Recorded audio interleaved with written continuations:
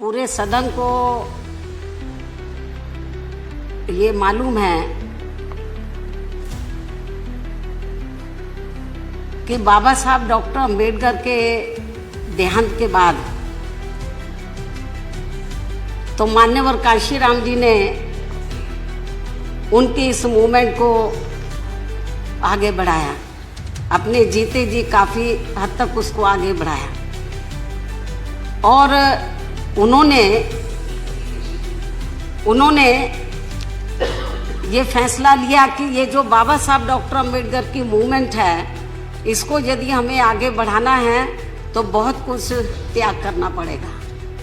तो उन्होंने ये फैसला लिया कि मुझे अपने जीते जी अपने रिश्ते नातों को, घर परिवार को दूर रखना है, कोई गृहस्थी नहीं बनानी है। उन्होंने पूरी जिंदगी लगाई। मान्यवर कांशीराम जी ने अपने जीते जी मुझे अपना उत्तराधिकारी घोषित किया। मान्यवर कांशीराम जी के जीवन संघर्ष से प्रेरणा लेकर, बाबा साहब डॉक्टर अंबेडकर के जीवन संघर्ष से प्रेरणा लेकर तो मैंने अपनी पूरी जिंदगी इस देश के दबे कुचले लोगों के लिए समर्पित की है। मैंने ये फैसला लिया कि मुझे ना कोई शादी करनी है, ना कोई परिवार बनाना है। मेरा पूरे देश के अंदर जो दबे कुचले लोग हैं वो मेरा अपना परिवार है। ये मेरा बहुत बड़ा परिवार है और जो मुझे आदर से बहन के नाम से सम्मानित करते हैं और हाउस के अंदर भी मेरा नाम कम लेते हैं, ज़्यादातर बहन जी करके मुझे सम्मानित करते हैं। मैं पूरी जिंदगी दबे कुचले लोगों के लिए लगाई, एक ध्यान होकर मैं लगी रहती हूँ। लेकिन माननीय सभापति जी, मैं बताना चाहती हूँ कि मान्यवर कांशीराम जी ने जब इस मूवमेंट को शुरू किया, पार्टी बनाई थी, तो उन्होंने ये कहा था कि यदि हमें अपने पैरों पर खड़ा होना है तो एक वोट और एक नोट। यदि आप हमारे दबे कुचले लोग अपनी पार्टी को पैसा देंगे वोट के साथ साथ, तो हमें बड़े बड़े पूंजीपतियों के ऊपर निर्भर नहीं रहना पड़ेगा। तो मान्यवर कांशीराम जी के दिशा निर्देश अनुसार पूरे देश के अंदर हमारी पार्टी बड़े बड़े पूंजीपतियों से पैसा नहीं लेती है। जो दबे कुचले लोग हैं उनसे पैसा लेकर इस मूवमेंट को आगे चला रही है और ये मूवमेंट आगे फल फूल रही है।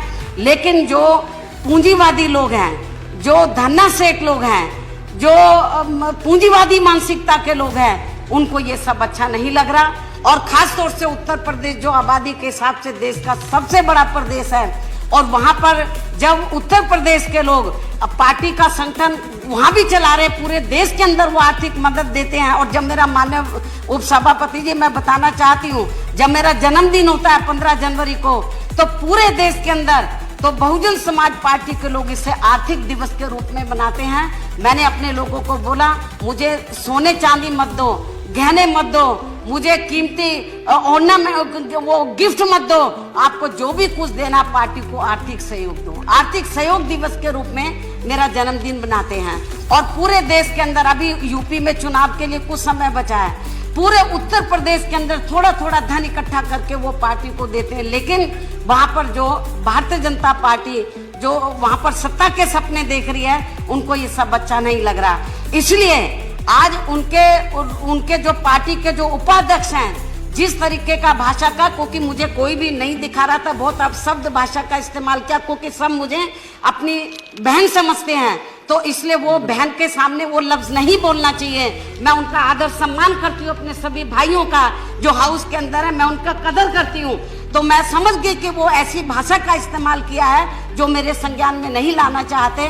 लेकिन माननीय सभापति जी, मैं कहना चाहती हूँ कि जो भाषा का मेरे ऊपर जो उन्होंने इस्तेमाल किया मेरे खिलाफ, हालांकि नेता सदन ने व्यक्तिगत तौर पर भी और पार्टी के तौर पर भी उसकी निंदा किया है, मैं उनका इसके लिए आभार प्रकट करती हूँ। सभी दलों के नेता ने, प्रतिपक्ष के नेता ने भी, हमारी बहनों ने भी उसको कंडम, मेरी बात सुन लीजिए, कंडम किया है। मैं उन सब की मैं आभार प्रकट करती हूँ। लेकिन माननीय सभापति जी, मेरा यही कहना है कि एक दलित वर्ग की बेटी, तो जो उत्तर प्रदेश की 4 बार मुख्यमंत्री रही है, मैं अकेले राज्यसभा के अंदर यहाँ पर मैं चुनकर नहीं आई हूँ, मैं यहाँ नॉमिनेट होकर नहीं आई हूँ, मैं कई बार लोकसभा की भी मेंबर रही हूँ, मैं लोकसभा में भी रही हूँ, राज्यसभा में भी मैं कई बार इधर इलेक्ट होकर आई हूँ, 4 बार मैं उत्तर प्रदेश की मुख्यमंत्री रही हूँ। और मेरा अब तक का, जब से मैं राजनीति में आई हूँ, सभी दलों के लोग इधर बैठे हैं, नेता लोग, कोई भी ये बता दे, आज तक मैंने अपने भाषण में, चाहे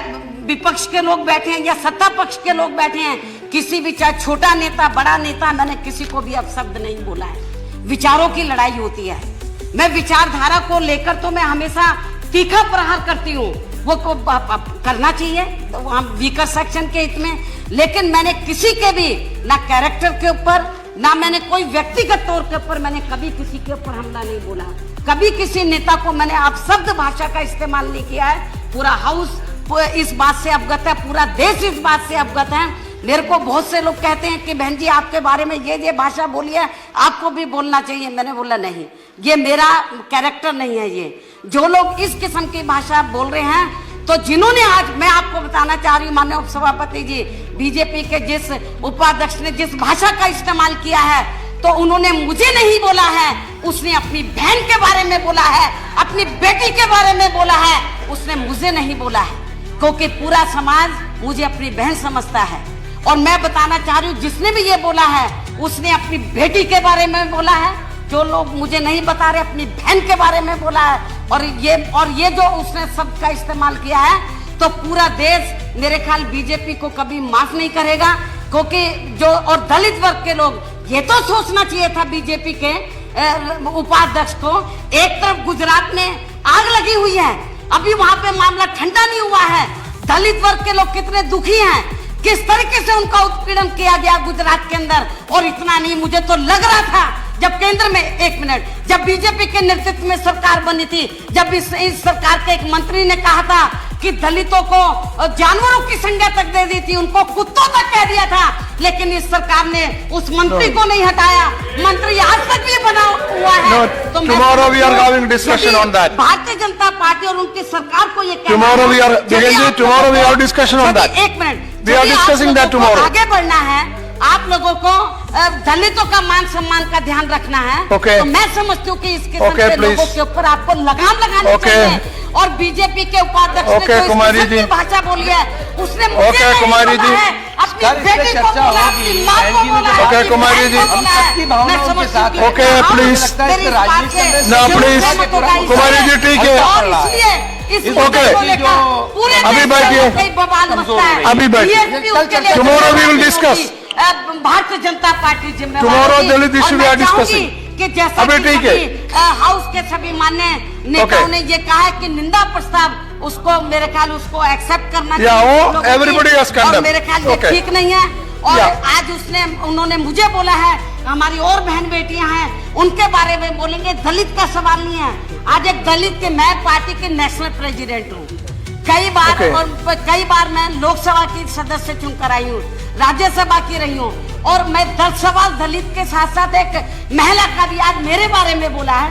कल को अपर कास्ट की महिलाएं हैं, बैकवर्ड क्लास की महिलाएं हैं, और समाज की माइनॉरिटीज की महिलाएं हैं, उनके बारे में इस किस्म की भाषा का इस्तेमाल करेंगे, क्या ये बर्दाश्त करने लायक है?